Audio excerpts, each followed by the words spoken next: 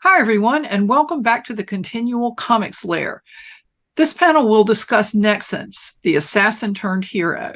The Comics Lair is sponsored by Heroes Aren't Hard to Find and Heroes Convention. I'm your host, Nancy Northcott, and I'm going to start by asking the panelists to introduce themselves, tell us a little about them, and then we'll move into Nexus. Van, will you start?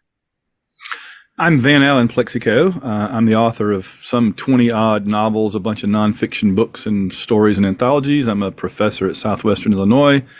And I first started reading Nexus back around issue number 5, back when it was originally coming out from Capital Comics. And I'm become friends with Mike Barron over the years, so I have a very deep love for this property. Yeah. Fraser? I'm Fraser Sherman. I write historical fantasy, also film reference books, and some degree of a little bit of journalism for one of the local papers. I encountered Nexus a good deal later, maybe issue in the 20s, the 30s, so the story was well advanced. I'm not sure why I picked it up, but I liked it and stuck with it. And those of you who are here regularly know that I write historical fantasy for Falstaff Books. I also independently publish several different kinds of romance. And with Jeannie Adams, I write the science fiction / space opera series Outcast Station. I also came to Nexus a little bit later. And I think what drew me to it was Nexus was in action on the cover. I don't remember specifically which issue it was, but he had a cool costume. He was doing cool stuff. And I think Judah the Hammer might have been on the cover with him. And so that was an interesting combination. And I picked it up and read it and then went back and picked up a bunch of the ones I had missed because I liked it so much. And so I kept reading it. And so before we start, we were just discussing before we started recording that the Nexus comic book actually won 6 Eisner Awards, which is a good record for a comic. Oh, yeah. Oh, yeah. Well, for those of you who may be new to Nexus, his name is Horatio Hellpop, and he gets his powers from the Merc, a group of godlike beings. And his power is fusion casting. And what he does, he has dreams about mass murders, and then he has to go and avenge the victims.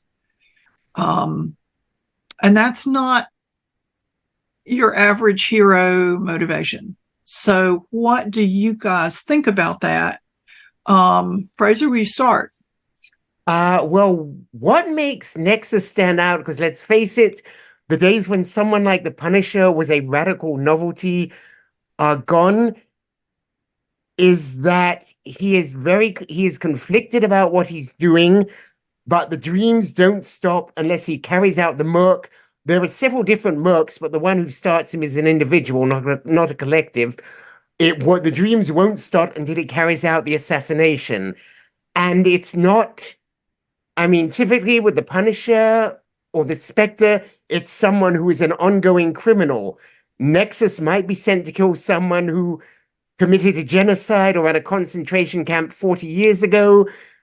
They have retired, they live quietly, maybe they're doing good works, but they have never paid for their crimes and now they're going to.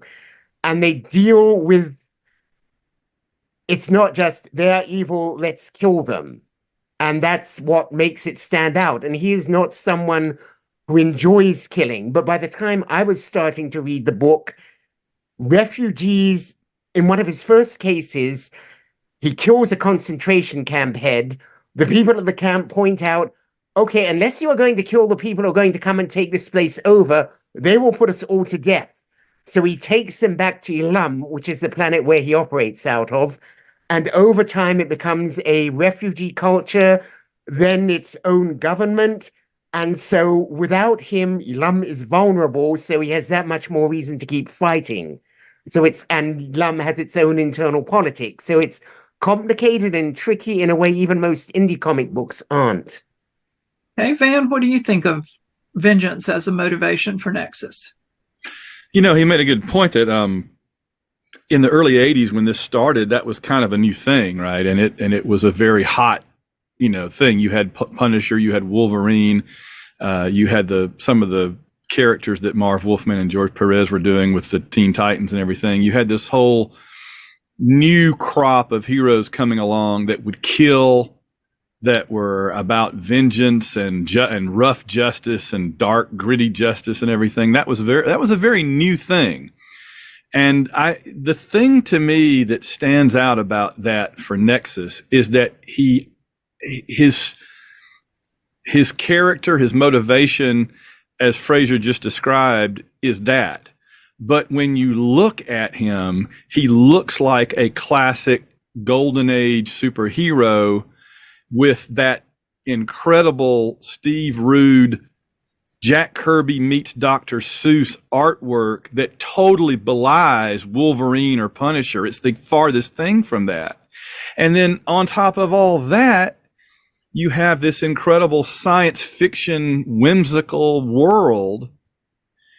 And it's three ingredients that don't seem like they would ever work together. And yet somehow when you bring all three of them together, it works. The sum of its parts are greater than the parts themselves. You know, I mean, the whole is greater than the sum of their parts. And I don't quite know why that is, but I suspect it has to do with, I mean, part of it is that Mike Barron can be a brilliant writer and brings a lot of political and sociological stuff to the table. He had he studied that at University of Wisconsin.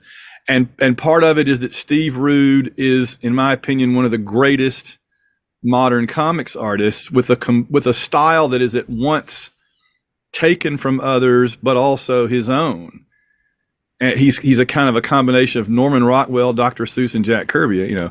And so when you put all that together, I think it really is great. It makes something greater than the individual parts, and that's why it works. Is because it's that stuff that you described, Nancy, but leavened with so many other layers that flesh it out. You know, it's just there's nothing else like it, really. Yeah, what he said. You know, I thought it was interesting because preparing for this panel, I read for the first time in probably a couple or 3 decades the original Nexus stories about how his family ended up on Ilum and his father, having basically wiped out a planet. And then these two beings, Alpha and Beta, who appear from nowhere and no one else can see them. And they insinuate themselves into his good graces. And they are gradually, you don't realize it as you're reading it, but then it begins to be obvious that they are actually steering him toward the path he ultimately ends up on. And they make him aware of what his father did. And his mother gets lost and dies. And he doesn't deal well with that, with getting these powers and being able to do that. What do you all think of the Alpha and Beta, as these two beings were called, the way they influence the character? Van, will you start?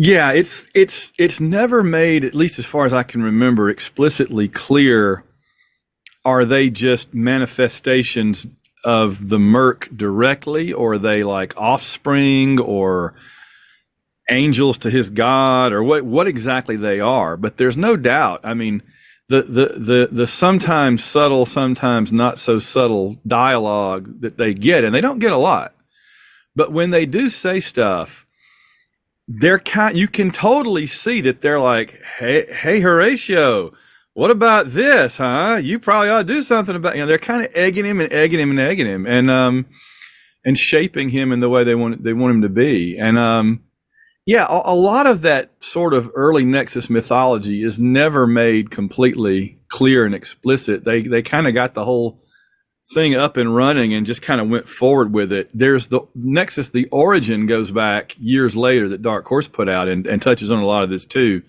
and fleshes it out more. But it is kind of creepy to see, a child being influenced by these weird little alien creatures that make themselves appear almost like, like little teddy bear playmates rather than this strange, deadly alien force that they clearly represent. Okay, Fraser? The Alpha and Beta are very manipulative, and that is creepy because they're targeting a kid, and a kid who has no other friends because he and his father live on the planet alone after Dad committed the genocide. But then the Merc is not a pleasant creature. He is manipulative. He is completely or it or she, for that matter, is completely ruthless about getting what it wants, and which happens to be go kill these people. So yes, they are cute, but under it there is a very nasty streak, but that fits with where the series developed. The Merc is nasty. It is, but there are a lot.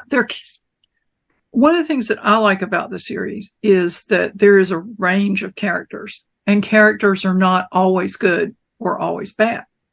And so I wonder what your favorite supporting characters are. Fraser, you got one? Maybe Sandra, which was Nexus. She was a reporter. She eventually became Nexus lover. She is a really well-developed character, and they have a really good relationship.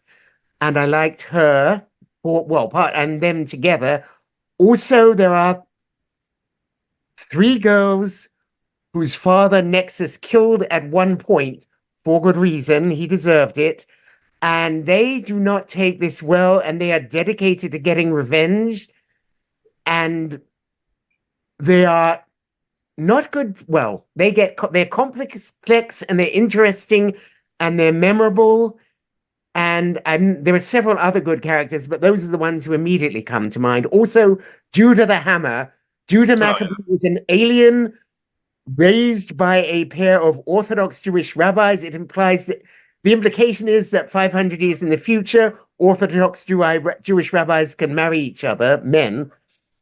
He is a professional mercenary, but influenced by Nexus to do it ethically. And he is just fun-loving and cool and kind of an upbeat counterpart to Hellpop, who is very Russian and very broody. Well, it's also interesting, Horatio's reaction when he realizes that he has been the inspiration for Judah. Van, what supporting characters do you particularly like?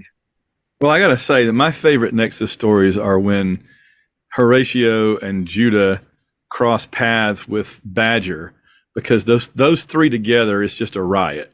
They are 3 completely different personalities. But I do love Judah. Judah's fantastic. He's the closest thing I can think of to him would be like Marvel's Hercules to a certain degree. Just over the top, fun-loving, strong, and he is a lot of fun. He even got a miniseries along the way at one point of his own. I also like the cast of characters that hang out on Islam and are just there interacting with the refugees and all. I love Tyrone, the hot-headed guy with the rocket foot.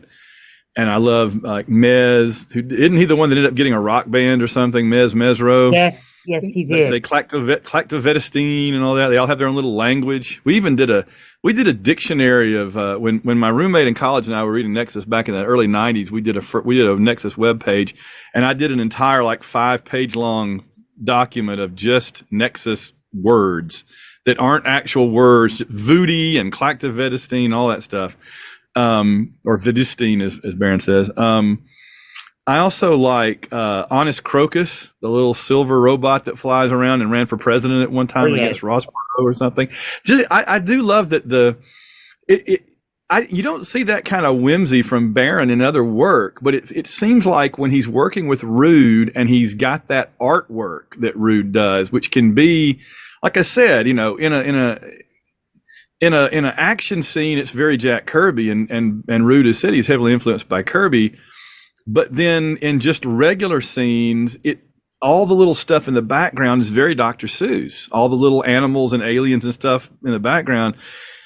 And that kind of whimsy seems to rub off on Baron and make him write to it in ways he doesn't normally. And it brings out something completely different in the stories and the characterization, the dialogue. So I really do like all those wacky little background aliens on Island. It just makes it seem more real to know a whole cast of just little weirdos that are running the planet while he's out doing his missions, Well, and we're all writers. Having those little weirdos in the background, you never know when you might want to use one of those little weirdos for something. Yes, and he does. That's true. Probably my favorite supporting character is Sandra. And I think one reason I liked the series is because if you remember back in the early 80s, there were not a lot of books with really strong secondary female characters. Sandra is three-dimensional. She's not just there to be the girlfriend, and she has lots of other interests, and she can take care of herself. The one thing I was a little disappointed about was, not only was she a reporter, she was a spy for the web, which Horatio later found out.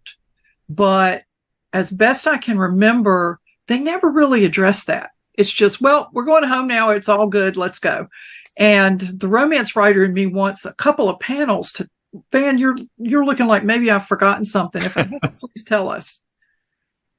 No, just I not where you're going, but where you're coming from. My understanding was that originally she was only supposed to be a spy and disposed of very quickly, and her name was Sandra Roach rather than Sandra Peel.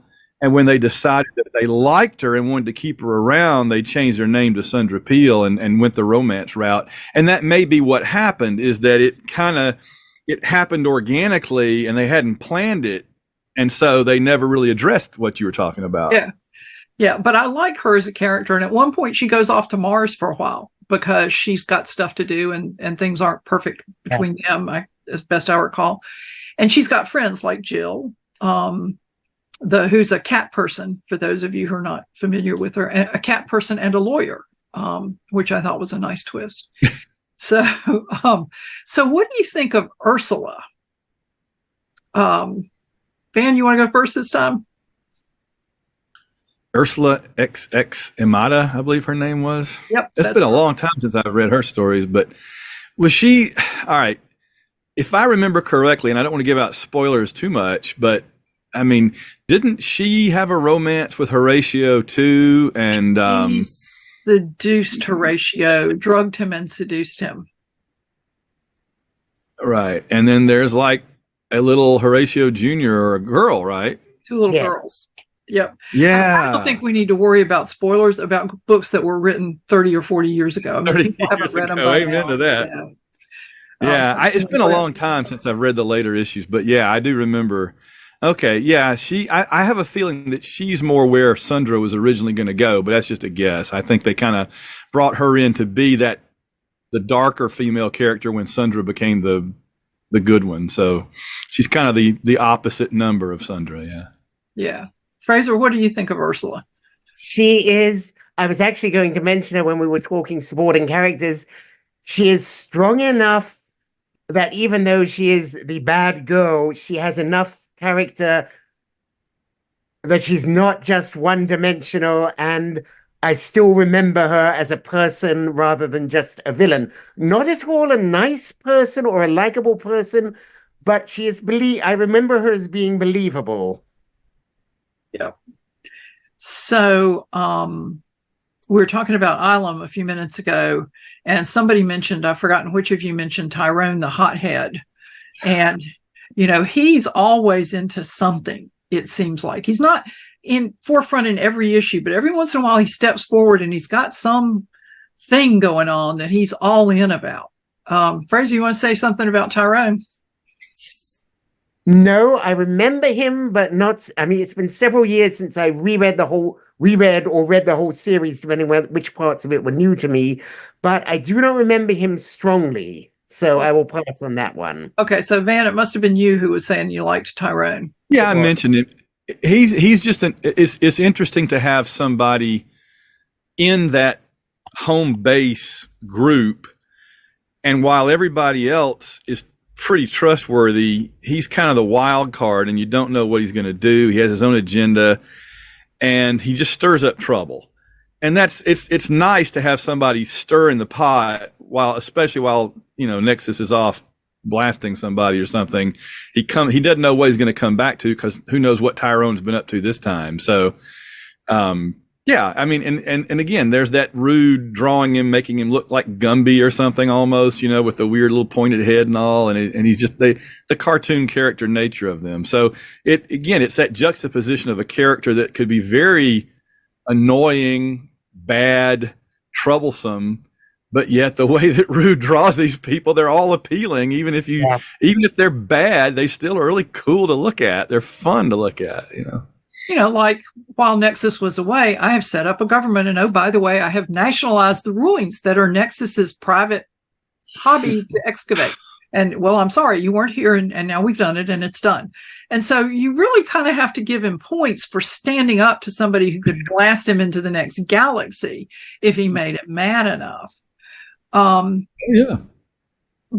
But one of the, I wanted to be sure to get Tyrone in before I moved on to this. But one of the interesting things about this series that also involved Judah and Dave, his father, who was kind of Nexus's major domo, for those who don't know.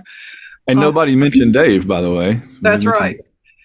You want to say something about Dave while we're on the subject? Oh, not necessarily.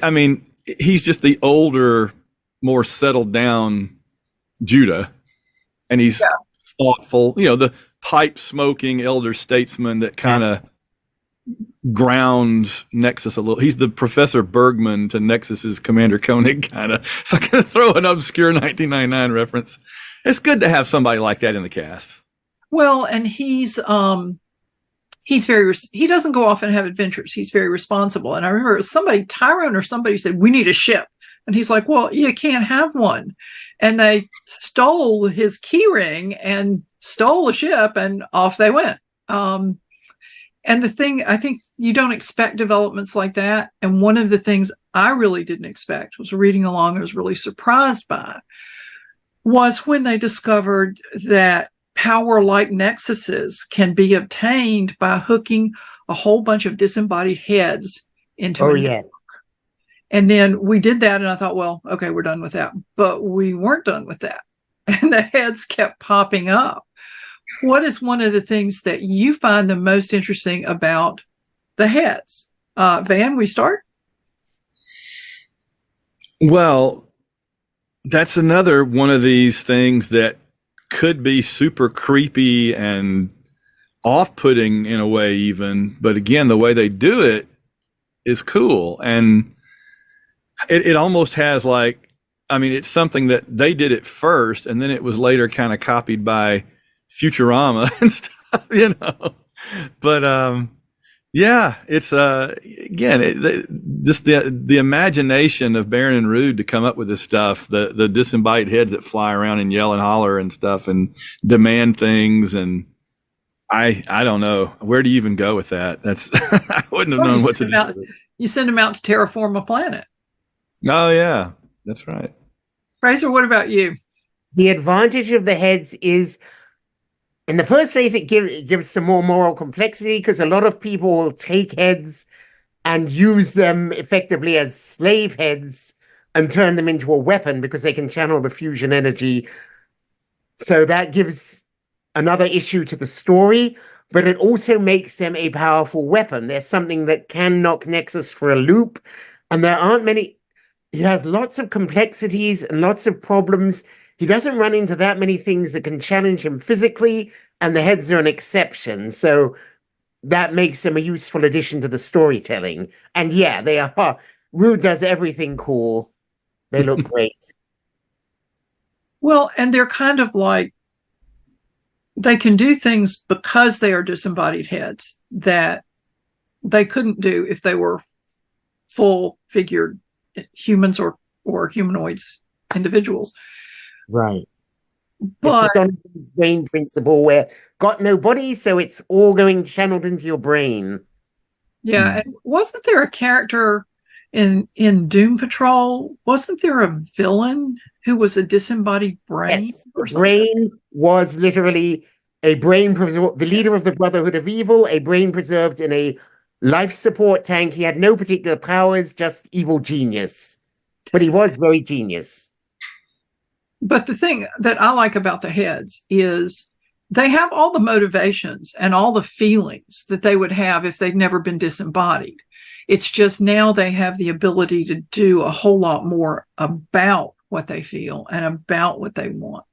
And I believe there's one story where they kind of saved Nexus's butt. He's in trouble and he's getting pounded, and the villain kills one of the heads. And I think Judah puts on the helmet. Am I remembering that right?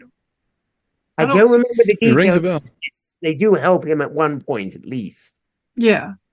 But Van mentioned Futurama. And as I was reading, some of these things I didn't notice as I was reading the book, but as I was reading this afternoon, preparing for the panel, there were several references to crossovers and Easter eggs. And I did notice a reference to, are you speaking Interlac, which is the language of the 30th century in DC's Legion of Superheroes.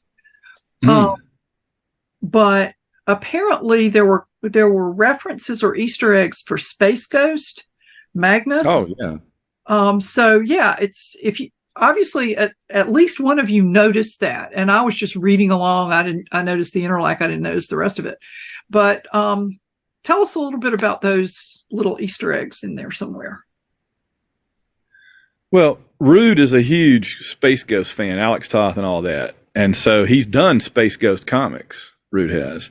So it didn't surprise me that would pop up. I mean, Nexus issue number 50 alone is just a smorgasbord of bonuses, because there's a full page, maybe a 2-page spread where Nexus and maybe Sundra, somebody else, are standing in this big open space on Ilum, and standing next to them are Captain Kirk and Mr. Spock, just as plain as day, and Space Ghost and Jan and Jace, I guess, and Gleek, and all these different characters around them, and then like Dr. Seuss characters, the Cat in the Hat type characters.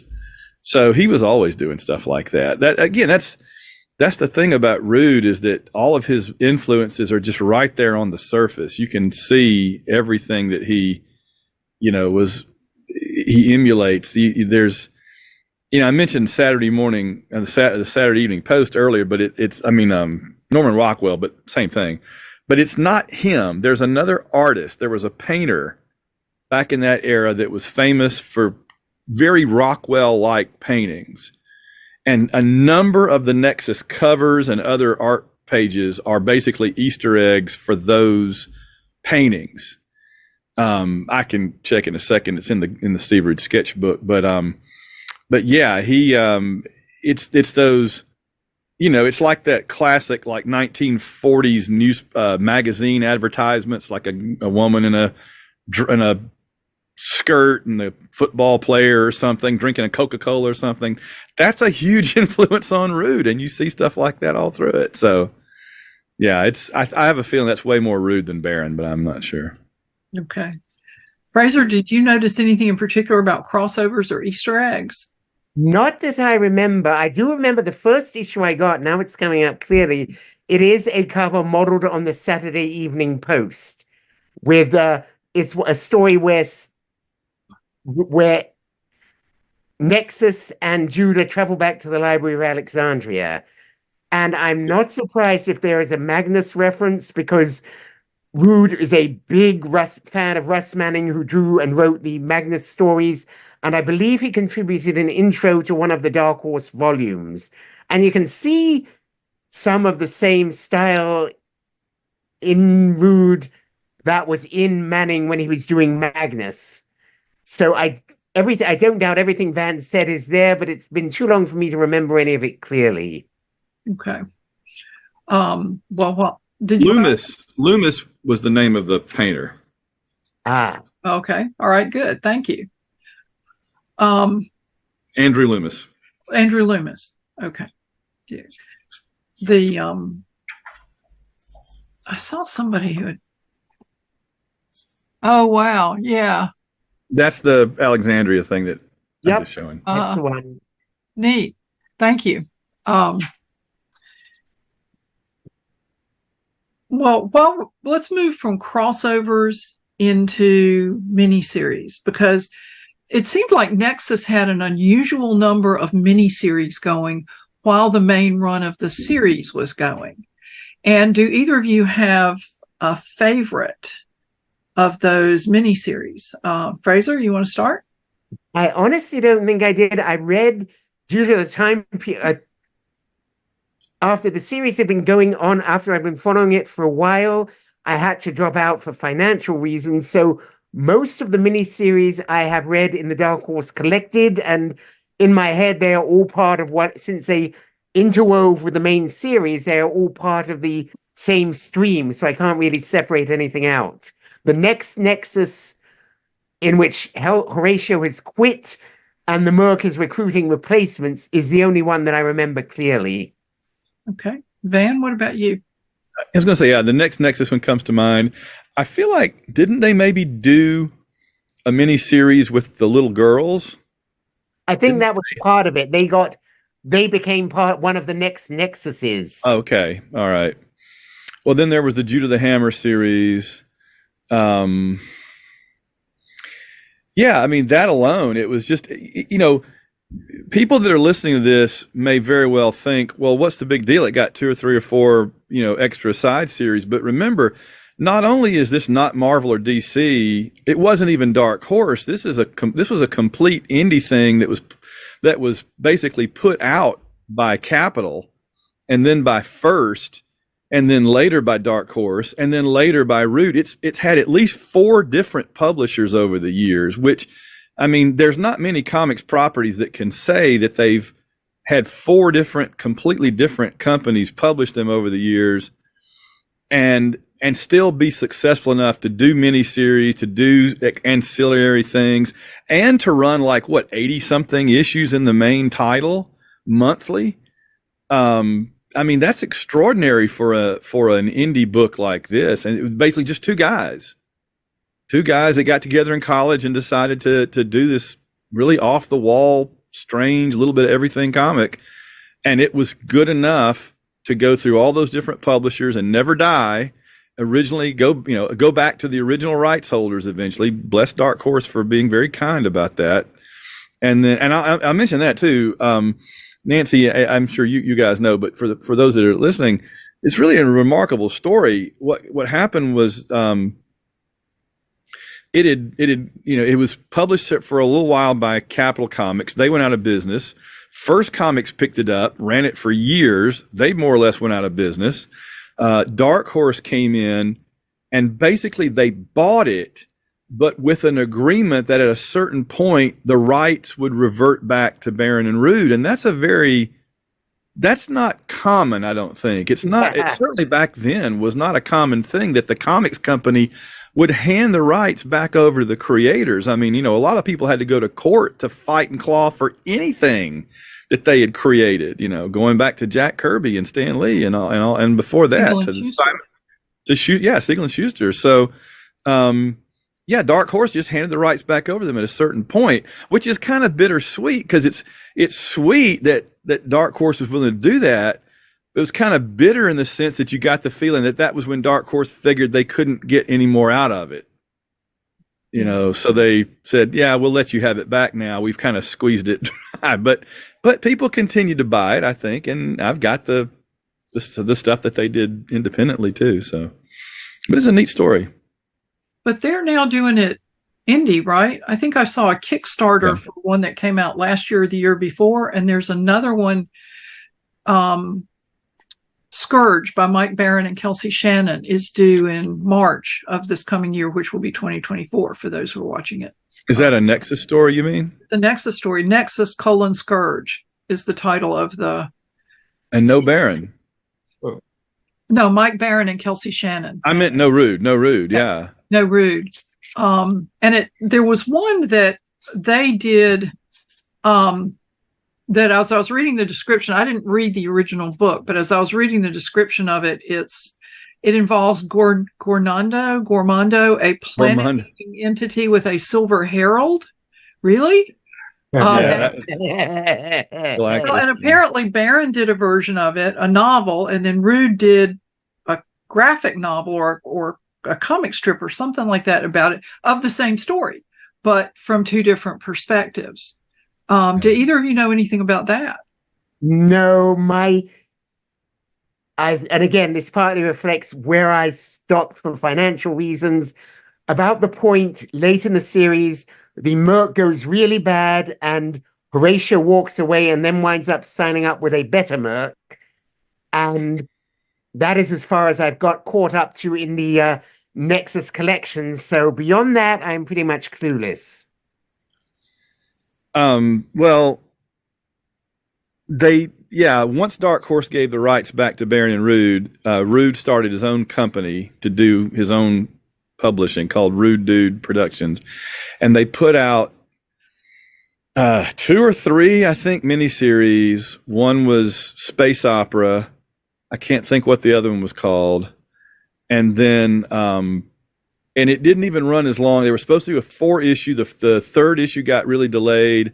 They ended up just putting out a single 3rd issue that was like double size and had the rest of the story in it.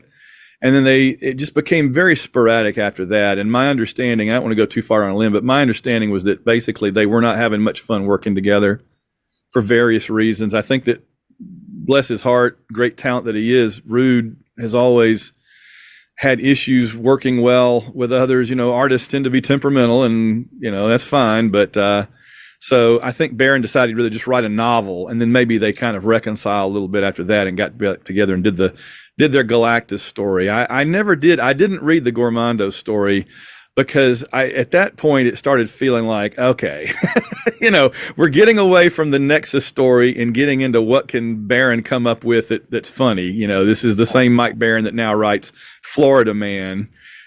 So he's kind of gotten into the more wacky stuff the last few years and a little away from his the more traditional comic stuff. So that's where I left them, was with them kind of uneasily working together and having done a couple of miniseries, but again, with a lot of time passing in between, nothing regular there. Yeah. And there were times when Rude didn't draw it anyway. Right.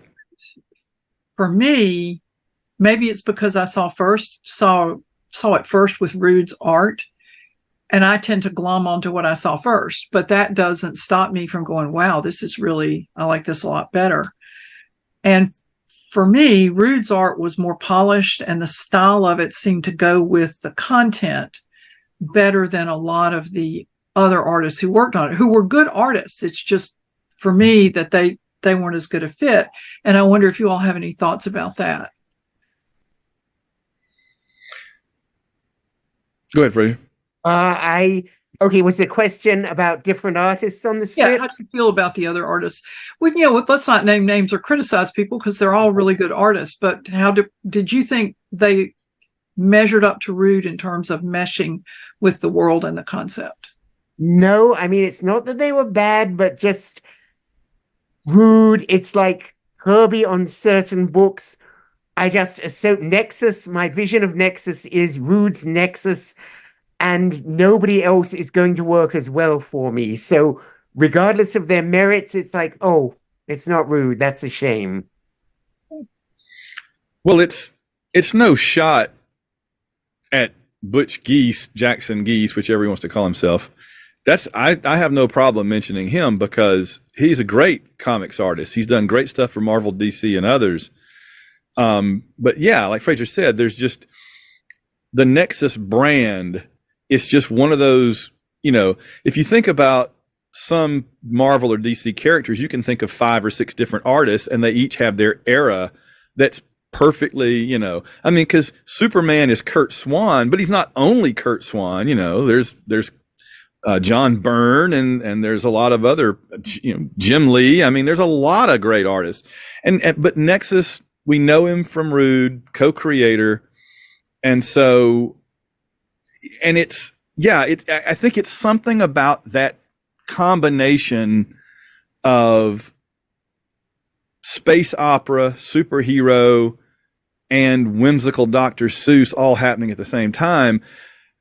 Who else is going to do that? I mean, you could be the greatest comics artist in the world, and it's no slight to say that you didn't do that the way Steve Rude did it. Yeah. Because he invented it. At best, you're copying what he did, or you're doing something different, and people are going to be unhappy because you're doing something different, So it's really a no-win scenario when even if you're a great artist like Geese, it's a no-win scenario because you either disappoint people by not doing it, or they say, oh, he's just copying Steve Rude. I mean, where do you go? Yeah. So I thought those issues looked fine. And another thing about it, that gets back to the fact that the comic looks like a superhero comic, but it's not. And I've always taken issue. I've always felt like he didn't need that costume. I've always thought that Nexus would have worked better as a story if he didn't have a masked skin tight costume with a lightning bolt on it, for crying out loud, right? I mean, all he needed was an N on his chest. I always felt like that was, but I mean, if you ask Barron and Root about it, they said we were in a market in 1981, 82, 83. That's what was selling. If you wanted to sell an independent comic, you needed a guy in a superhero costume on the cover. So they wrote a story that was not a superhero story, but they put a superhero costume on the main character to sell the comic. And it doesn't work, but yet it kind of does work because it adds one more weird layer to a weird stew. It works for me very much. I have a hard time imagining Nexus without the outfit. Well, there's one thing I think the outfit provides an advantage for, and it doesn't have to be a skin-tight superhero suit, but when he puts that outfit on, he's coming for somebody. Yes. And it's sort of a cue to the reader and to other people. If Horatio Hellpop walked into a bar in what he wears around the house in Ilam, I don't think you'd get the same reaction from bystanders that you get when that suit. It's really the suit walking in that they're reacting to more than it is Horatio. But I agree. I don't think he really needs the suit. I do think it served that story purpose. And as you say, especially in the 80s, when superheroes were the thing. We've got a little bit of time left, and there's one thing I kind of wandered off of, but I wanted to get back to it. When Horatio finally gets to stop being Nexus, and that the next Nexus series goes on, and this guy named Stan becomes Nexus. I saw articles that said that Stan was really much more like the Punisher than Nexus really is, and that he kind of got out of control, and Horatio had to go back to wielding the fusion casting power to stop him. And I wonder how you all felt about that storyline. Van, do you want to start? Yeah, from what I remember, the thing that impressed me about that storyline, you summed it up pretty well from what I remember, that was toward the end, I think. And I think that was the Geese era. And he could draw a more muscular, tough guy Nexus and did a very good job of it. But what I remember that really struck me about it at the time was that he still made the Stan character a very sympathetic, compelling character, even as you could see that he's going down a path that you knew Horatio's going to, it was never a doubt. Horatio's going to have to step back in here. You can see where this is going. But even still, you kind of felt for the guy. He wasn't just a villain. He had his own issues, just like Horatio did, and they were leading him in a different direction. And so I was just very impressed with Barron writing even a character like that in a way that you cared about him, and it was conflicted. It wasn't black and white. Fraser, yeah, pretty much. It was a good story arc. Stan, I think, if I'm remembering correctly, was worse than the Punisher in that he didn't really worry too much about collateral damage, which was part of the problem. When they finally reached the end and Horatio becomes Nexus again, I was conflicted about that. It seemed to me once he'd finally dealt with Stan and the Merc, he'd be more likely to walk away. And this was like, well, let's not have him do that. Keep the series going. It's one of the few times I've had any doubts about where they take the characters, but it was still a very good arc. Well, there is one thing that Van mentioned to me in an email that I was curious about because I'd never heard of a comic book company doing it before. And Fraser, maybe you're familiar with it as well. But in the black and white issues that were originally published, there was a flexi disc. Yeah. I did not know this, but yes, go on. Tell us about that, please, Van. Oh, my goodness. So I think it was the third issue of the 3 black and white magazine size issues that Capital did originally. And then they changed it over with the 4th issue to a regular color monthly comic. And so like the first 3 issues were more like big black and white magazines, kind of like thin versions of Savage Sword of Conan or something, back in the day. And in the third issue, they stapled into it one of those little plastic records that you could cut out of the comic and put on a record player. You had to usually put something heavy on it to hold it down. And you play it, and it was the soundtrack to that comic. And I don't remember who did it. I've got mine back here somewhere. I own a copy of it.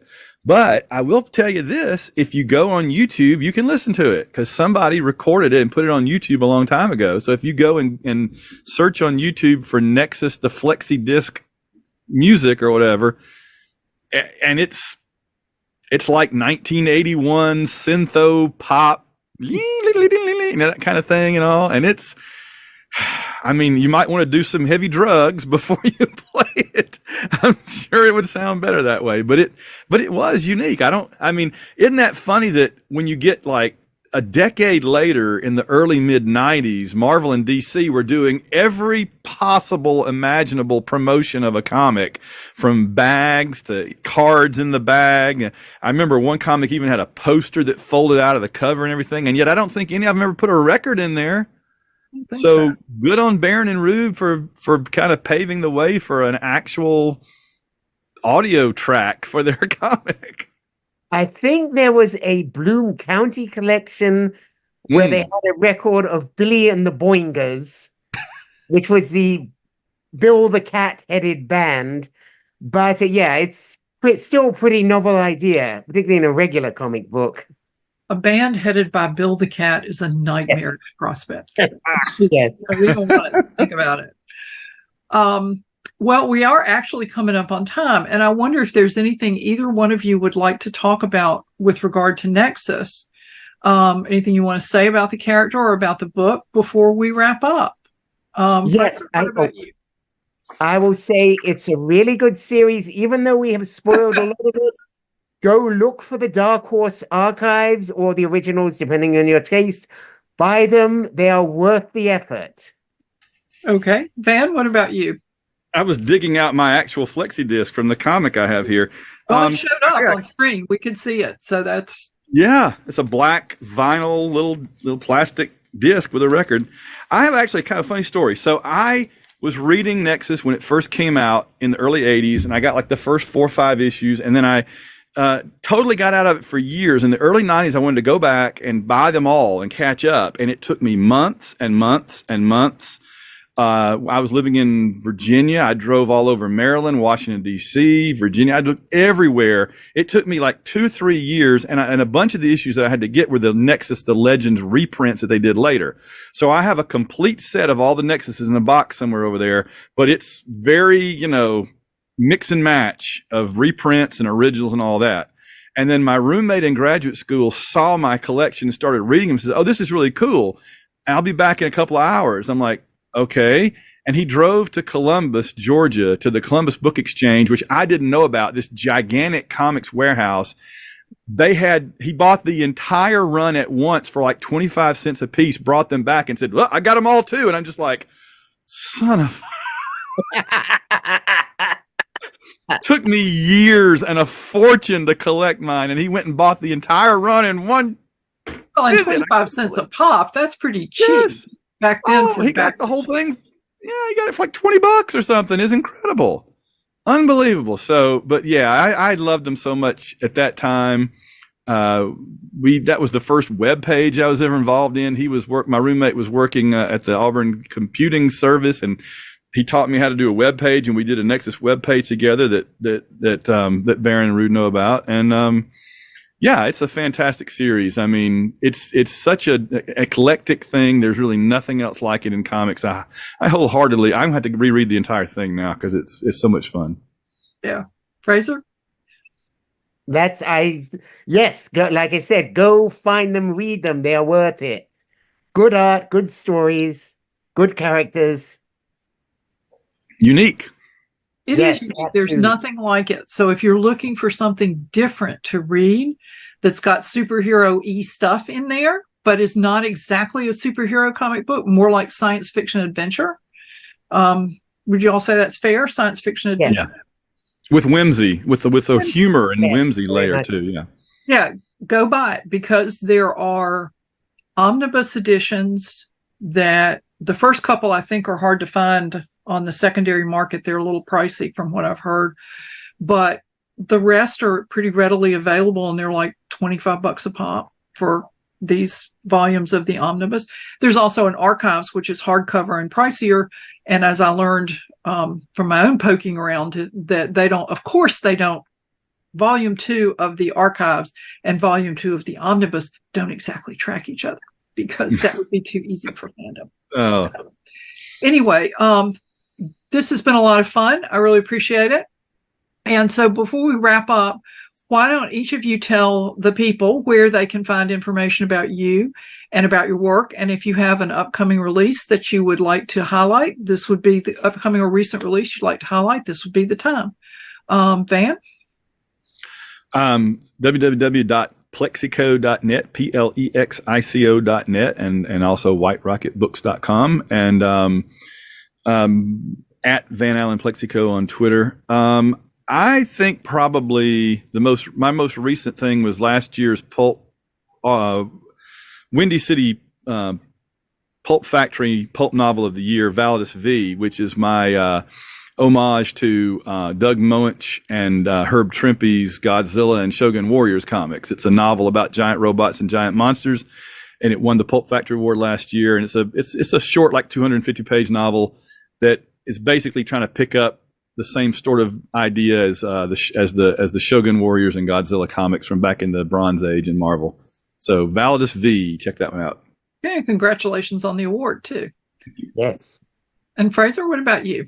You can find me online at FraserSherman.com. That's Fraser Sherman.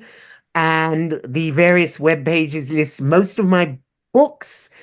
I have my most recent publication was Infinity 19, a set of historical fantasy stories taking place in the 20th century. That came out through my own imprint, Behold the Book. Eventually, that will have its own website sometime next year. And you can also find me blogging about comic books at Atomic Junk Shop, plus the usual assortment of social media. My website is nancynorthcott.com. I'm still on X, at least for the time being, but that's a day-to-day decision anymore. And I'm at Nancy Northcott on there. And I'm also on Blue Sky, where I'm at Nancy North. And my most recent release was the third volume in the historical fantasy War King's Honor trilogy. And it's a World War II story about mages trying to stop the German invasion of England, Operation Sea Lion. And so I'd like to thank Fraser and Van for joining me for this discussion. Thank you to everyone who's watching, and thank you to our sponsors, Heroes Aren't Hard to Find and Heroes Convention. For more information about them, visit heroesonline.com.